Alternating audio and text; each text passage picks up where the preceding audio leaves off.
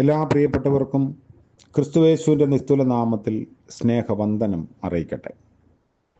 ഇന്നത്തെ നമ്മുടെ ചിന്തയ്ക്ക് ആധാരമായി എടുത്തിരിക്കുന്നത് കഴിഞ്ഞ ദിവസം ചിന്തിച്ച അപ്പോസ്തല പ്രവൃത്തി 12-ാം അധ്യായത്തിൻ്റെ 5-ാം വാക്യത്തെ ആസ്പദമാക്കിയാണ്. പത്രോസിനെ തടവിലാക്കിയപ്പോൾ സഭ ശ്രദ്ധയോടെ അവന് വേണ്ടി പ്രാർത്ഥിച്ചു എന്നാണ് നമ്മൾ കഴിഞ്ഞ ദിവസം കണ്ടത്. ഏത് പ്രതിസന്ധിയിലും സഭയുടെ ആയുധം പ്രാർത്ഥനയാണ്. കല്ലേറിനെയും വാളിനെയും പ്രാർത്ഥനയോടെ അഭിമുഖീകരിച്ച ചരിത്രമാണ് സഭയ്ക്കുള്ളത്. യാക്കോബിനെ വാളുകൊണ്ട് കൊന്നു, പത്രോസിനെയും ജയിലിലാക്കി. സഭയോ ശ്രദ്ധയോടെ പ്രാർത്ഥിച്ചു. പ്രാർത്ഥിക്കുമ്പോൾ ദൈവത്തിൻ്റെ അതുല്യ ശക്തിയുമായി നാം നമ്മെ തന്നെ ബന്ധിപ്പിക്കുകയാണ്. ഇവിടെ ഒരു സംശയം സ്വാഭാവികമായി നമുക്ക് ഉയരാം. യാക്കോബിനെ എന്തുകൊണ്ട് യഹൂദന്മാരുടെ വാളിൽ നിന്ന് കർത്താവ് രക്ഷിച്ചില്ല? അപ്പോൾ പത്രോസിന് വേണ്ടി ദൈവം പ്രവർത്തിച്ചു, യാക്കോബിനെ എന്തുകൊണ്ട് രക്ഷിച്ചില്ല എന്നൊരു ചോദ്യമുണ്ട്.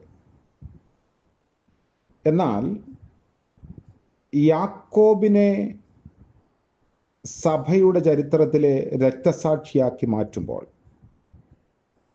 അതിൽ നിന്ന് ധാരാളം ആളുകൾ മറ്റ് ഇടങ്ങളിൽ ദൈവത്തിൻ്റെ സാക്ഷികളായി ഉയർത്തെഴുന്നേറ്റു എന്നതാണ് ചരിത്രം നമ്മളെ ഓർമ്മിപ്പിക്കുന്നത്. രക്തസാക്ഷികളുടെ രക്തം സഭയുടെ വിത്ത് എന്ന് തെർത്തുല്യൻ പറഞ്ഞത് ഈ കാര്യത്തെ ഓർമ്മിപ്പിച്ചുകൊണ്ടാണ്. സ്തെഫാനോസിനെ കൊന്നതും അങ്ങനെയാണ്. സ്തെഫാനോസ് നിമിത്തം ഉണ്ടായ ഉപദ്രവം ഹേതുവാൽ ചിതറിപ്പോയ ആളുകൾ പോയ ഇടങ്ങളിലെല്ലാം സുവിശേഷം പങ്കുവച്ചു.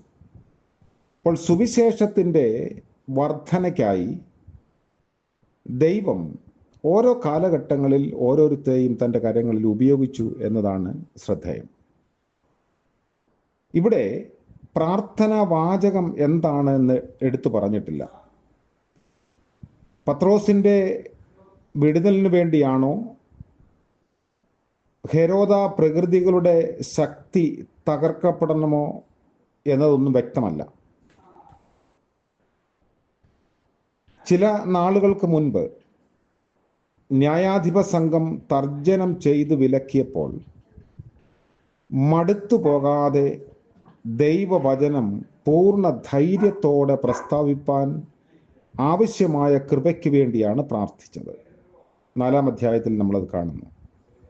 അതേ മനോഭാവം തന്നെയായിരിക്കാം ഇപ്പോഴും യേശു ഗത്സമനയിൽ അതിശ്രദ്ധയോടെ പ്രാർത്ഥിച്ചു എന്നതിന് ഗ്രീക്കിൽ ഉപയോഗിച്ചിരിക്കുന്ന അതേ പദമാണ് ഇവിടെയും കാണുന്നത്.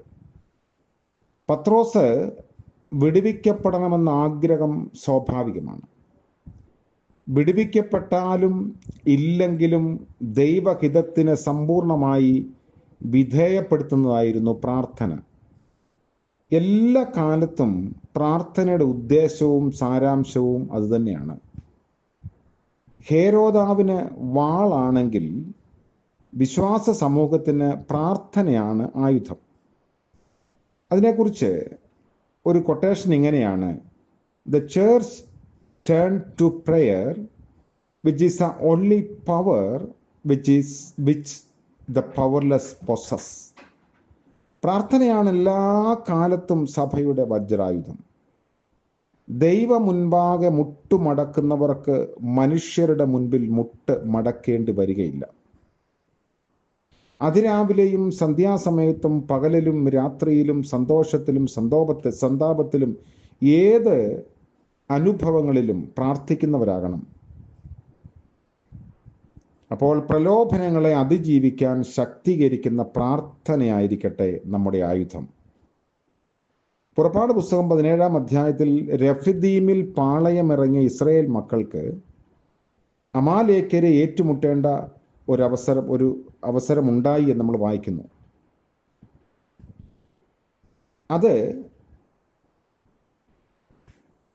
മോശ പ്രാർത്ഥിക്കുമ്പോൾ അമാലേക്യരുമായിട്ടുള്ള യുദ്ധത്തിൽ മോശെ പ്രാർത്ഥിക്കുമ്പോൾ തൻ്റെ കൈ താണുപോകാതെ ഇരിക്കാൻ അഹരോനെ ദൈവം തമ്പുരാൻ ഉപയോഗിക്കുന്നു.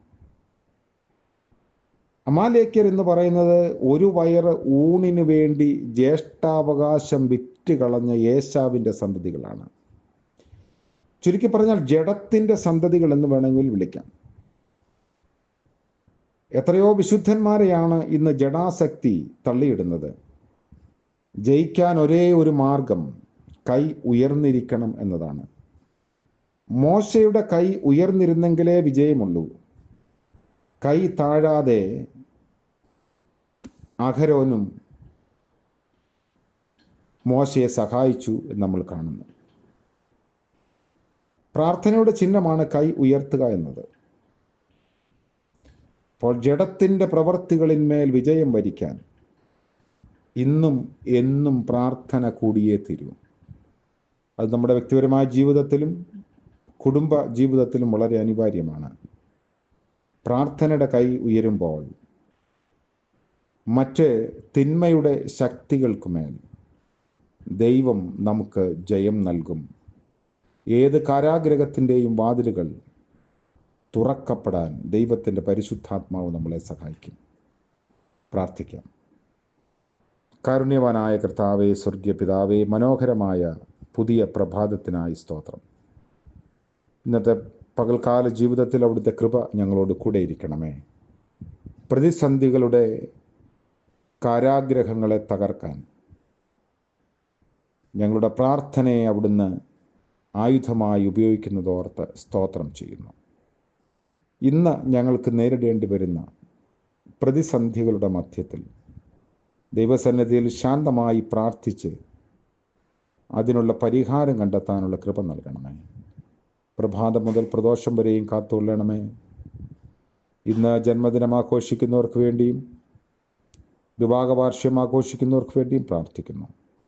കരുണയുടെയും ദയയുടെയും പുതിയ അനുഭവങ്ങളിലൂടെ അവിടെ നടത്തിക്കൊള്ളണമേ.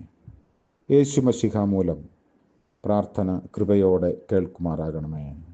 ആമേൻ. ത്രിയേക ദൈവത്തിൻ്റെ കൃപയും അനുഗ്രഹവും നാം എല്ലാവരോടും കൂടെ ഇന്നും എന്നേക്കും ഉണ്ടായിരിക്കുമാറാകട്ടെ. ആമേൻ.